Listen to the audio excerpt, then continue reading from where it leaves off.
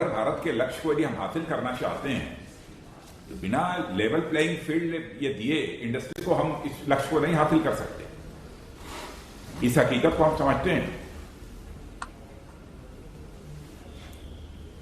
I think we have a very special guest who's joined in. I can see the Prime Minister has joined in on this very special webinar. Rajnath Singh ji, आप कुछ कहना चाहेंगे? नहीं, मुझे कुछ खास नहीं कहना है। जो कुछ भी कहना था कह दिया मैंने।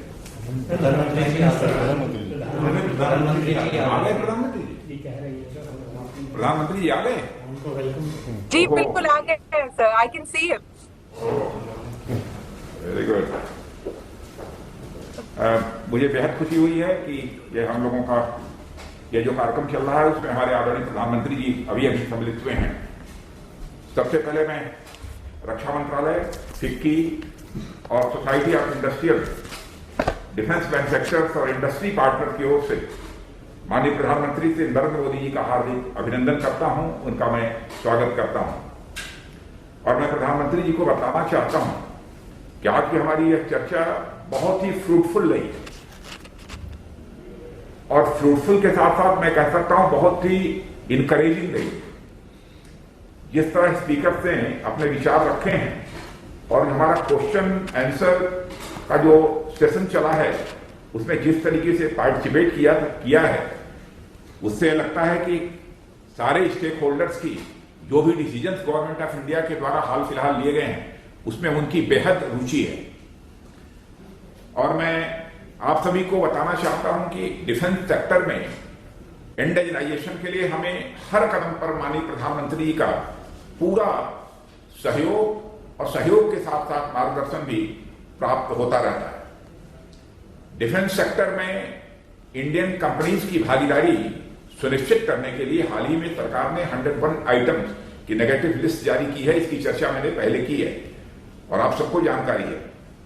आने वाले समय में यह स्टेप इंडिजिनाइजेशन की दिशा में उठाए गए सबसे महत्वपूर्ण स्टेप्स में से एक साबित होगा। प्रधानमंत्री जी, मैं इस वेबिनार में अब तक हुए विचार विमर्श को भी संक्षिप्त रूप में आपके सामने रखना चाहता हूं।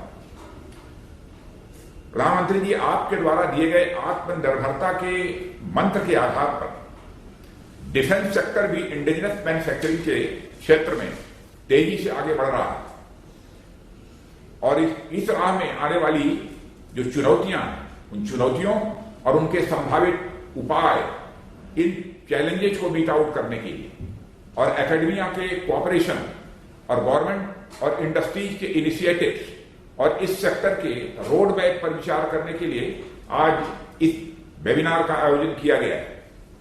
और यह वेबिनार राष्ट्र की सुरक्षा, मजबूती और आत्मनिर्भरता के प्रति हमारे संकल्प को यह अभिव्यक्त करता है।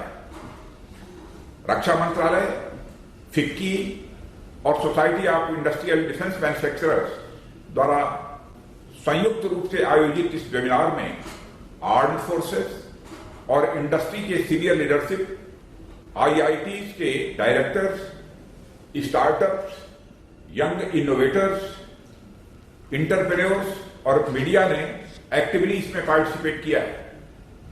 और साथ ही भारत और अब्रॉड में स्ट्रीमिंग के माध्यम से 2000 से भी अधिक लोग इस वेबिनार के साथ जुड़े हैं, यह मुझे जानकारी दी गई। वेबिनार में सभी पक्षों के रिप्रेजेंटेटिव्स ने अपने विचार हम सबके सामने रखे हैं। डॉक्टर संगीता रेड्डी जो फिक्की की प्रेसिडेंट हैं ने इंडियन इंडस्ट्रीज की वर्तमान स्थिति और उसमें गवर्नमेंट इंटरवेंशन की आवश्यकता की तरफ ध्यान आकर्षित किया है। प्रोफेसर के विजय राघवन, इन्होंने principal scientific adviser government of India mister Vijay Raghavan ने आत्मनिर्भर भारत की लक्ष्य प्राप्ति में टेक्नोलॉजी और इनोवेशन की जरूरतों पर विशेष बल देते हुए इस क्षेत्र में और तेजी के साथ आगे बढ़ने की बात कही है। बाबा जन कल्याणी ने भी, जो एमडी भारत फोर्स के हैं, उन्होंने भी कहा है डिफेंस सेक्टर को एक असीम संभावनाओं से भरा क्षेत्र उन्होंने बतलाया है। और आत्मनिर्भर हो रहे भारत में इसे एक की सेक्टर के रूप में उन्होंने रेखांकित किया है। इसके अतिरिक्त general Bipin Rawat, chief of defence staff, Shri Rajkumar, secretary defence production, Shri SP. Shukla, chairman FICCI और डिफेंस कमेटी तथा अन्य ने भी इसमें बहुत ही विभिन्न पहलुओं पर अपने विचार व्यक्त किए हैं। अंत में सभी स्पीकर्स और पार्टिसिपेंट्स के बीच में क्वेश्चन आवर का भी एक सिलसिला चला। वह हाईली इंटरैक्टिव सेशन था। प्रधानमंत्री, मैं आपको जानकारी देना चाहूंगा, और जो क्वेश्चन पूछे गए हैं वह स्ट्रेटेजिक पार्टनरशिप से संबंधित क्वेश्चन थे, वह ऑर्डिनेंस फैक्ट्री बोर्ड के कार्पोरेटाइजेशन से संबंधित थे। लोग यह जानना चाहते थे कितने दिनों में ऑर्डिनेंस फैक्ट्री बोर्ड का कार्पोरेटाइजेशन होगा। हम लोगों ने आश्वस्त किया है कि विजन ईयर करेंगे, 1 साल के अंदर इस काम को पूरा करेंगे। मिनिस्ट्री ऑफ डिफेंस के द्वारा एमएसएमई के लिए किए जा रहे पॉलिसी इंटरवेंशन के बारे में भी लोगों ने जानकारी हासिल करनी चाहिए और जानकारी दी गई है। डिफेंस सेक्टर में एफडीआई पॉलिसी पर भी लोगों ने प्रश्न पूछे हैं, और एकेडमिया को डिफेंस और रिसर्च डेवलपमेंट में जोड़ने के बारे में एमओडी की क्या पॉलिसी है, इस संबंध में भी लोगों ने सवाल पूछे हैं, उसकी भी जानकारी दी गई है। डिफेंस कॉरिडोर में इन्वेस्टमेंट करने के लिए ऑफसेट पॉलिसी में प्रोत्साहन इनबिल्ट करना, इस पर भी जो है प्रश्न आए हैं, और इस इंडस्ट्री के अन्य भी बहुत सारे ऐसे प्रश्न पूछे गए।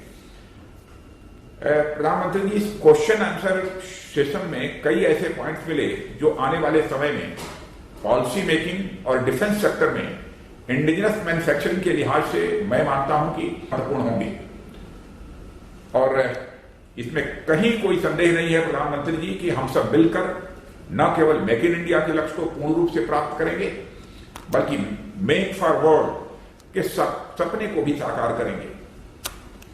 इससे ज्यादा कुछ न कहते हुए मैं आपसे यह आग्रह करूंगा, कृपया आप हम सभी का मार्गदर्शन करने की कृपा करें। माननीय प्रधानमंत्री जी,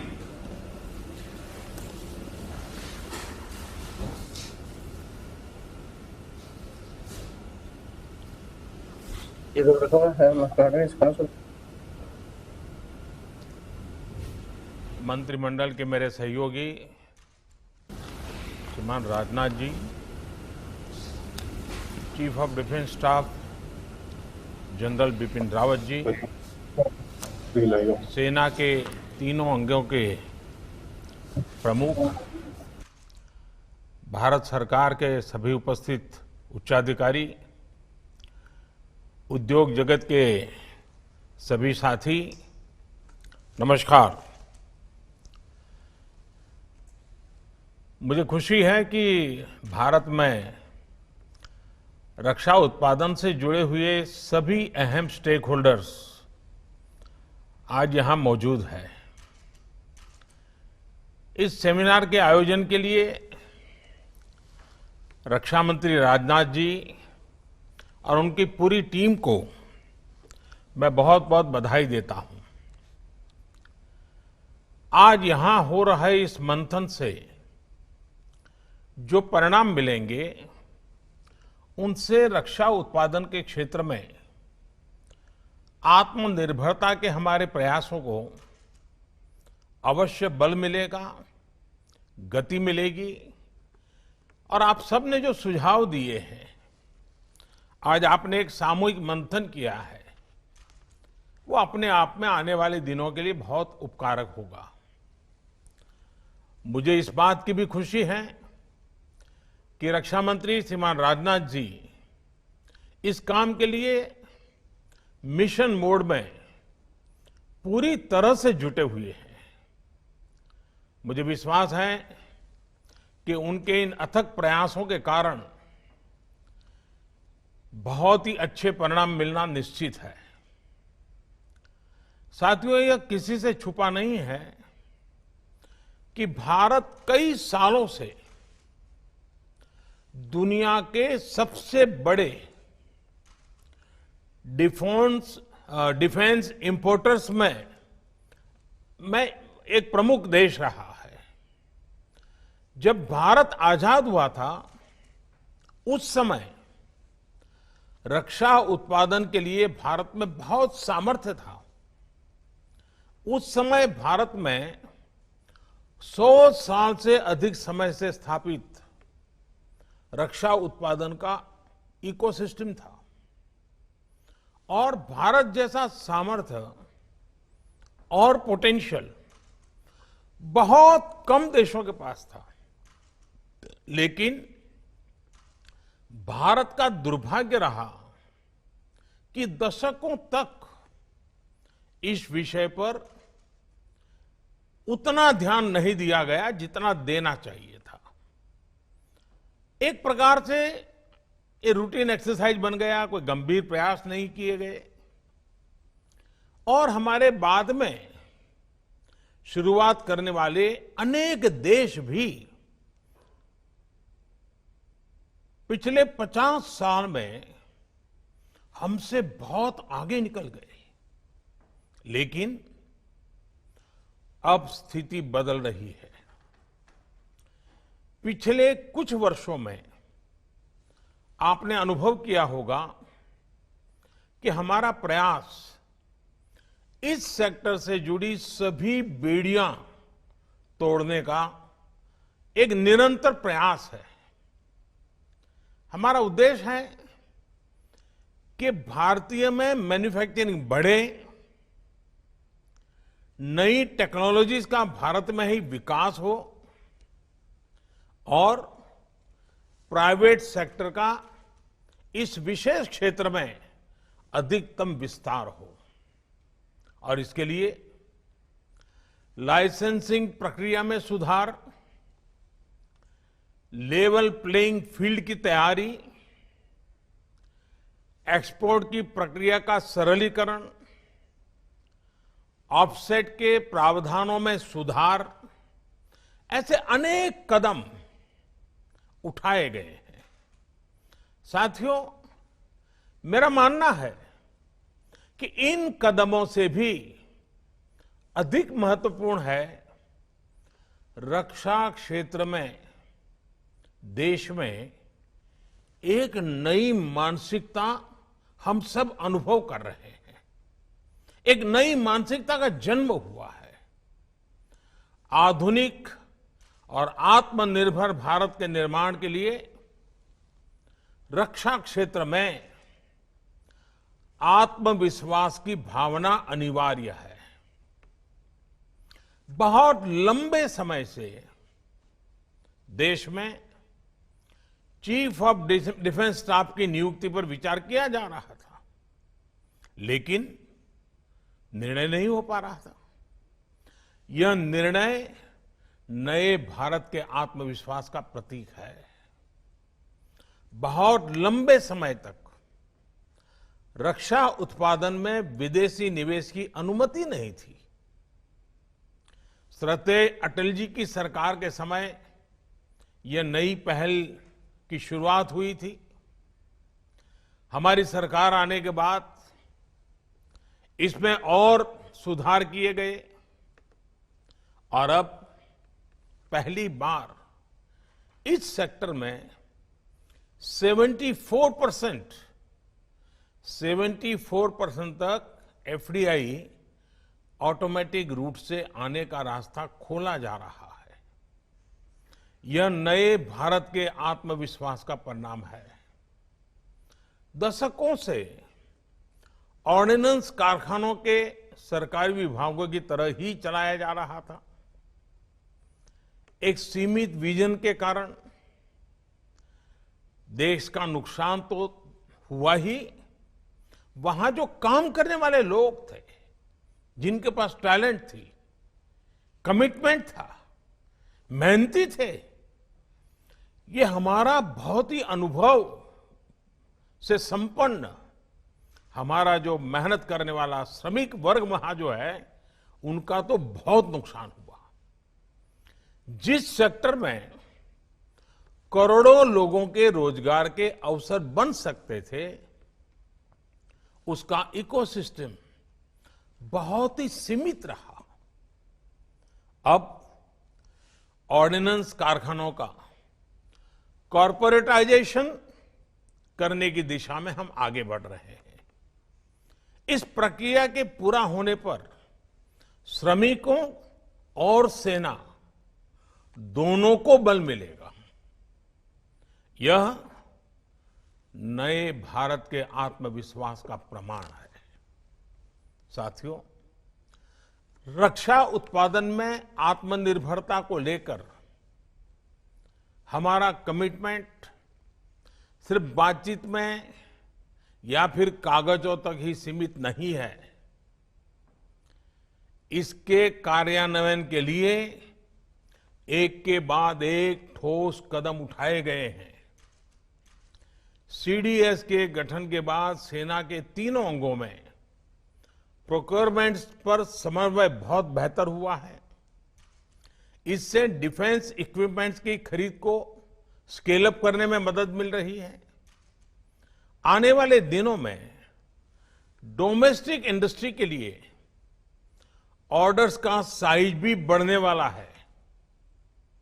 यह सुनिश्चित करने के लिए रक्षा मंत्रालय के कैपिटल बजट का एक हिस्सा अब भारत में बने उपकरणों के लिए अलग से रख दिया गया है।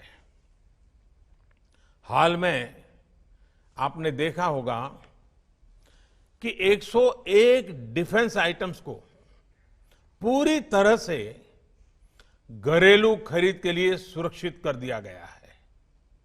आने वाले दिनों में इस लिस्ट को और व्यापक बनाया जाएगा। इसमें और आइटम जुड़ते रहेंगे।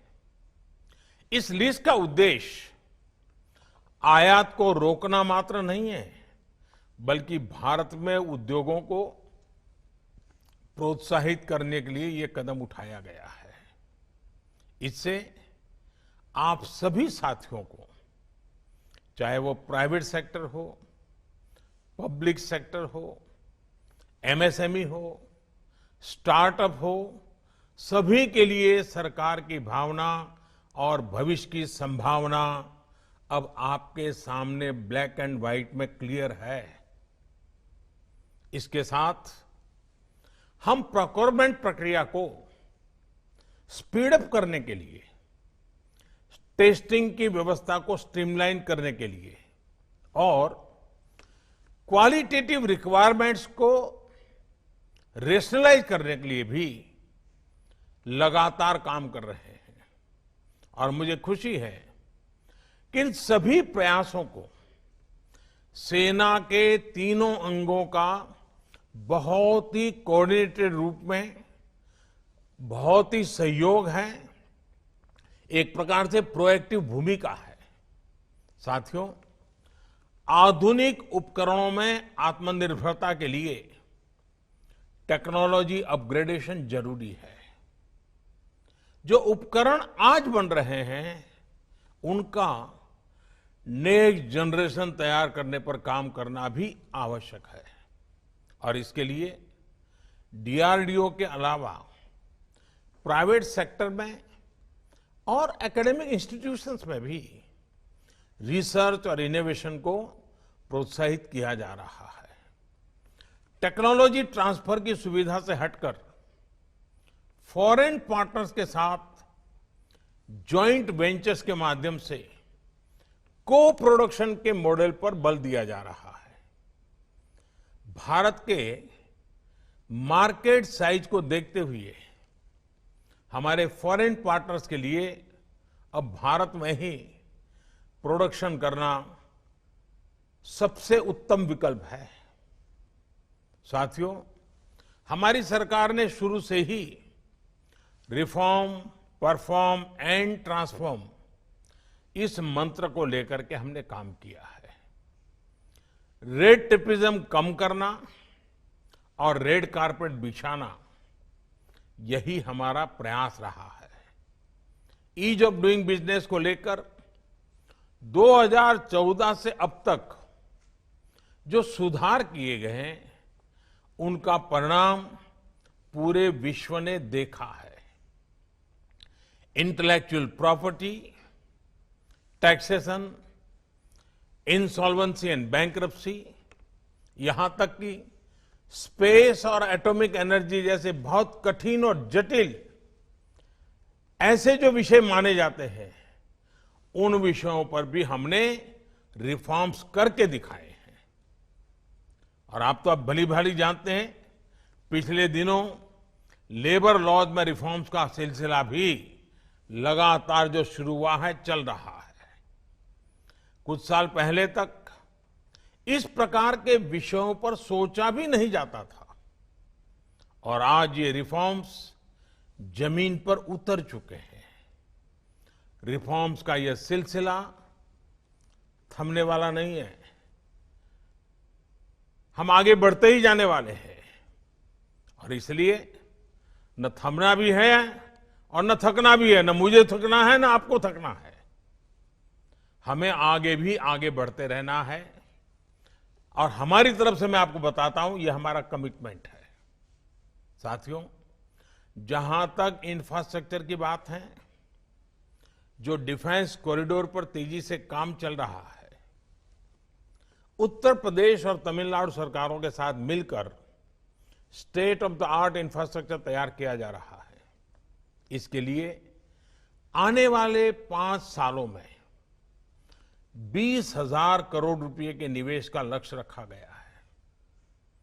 एमएसएमई और स्टार्टअप से जुड़े एंटरप्राइज लीडर्स को प्रोत्साहित करने के लिए आईडेक्स की जो पहल की गई थी, उसके भी अच्छे परिणाम मिल रहे हैं।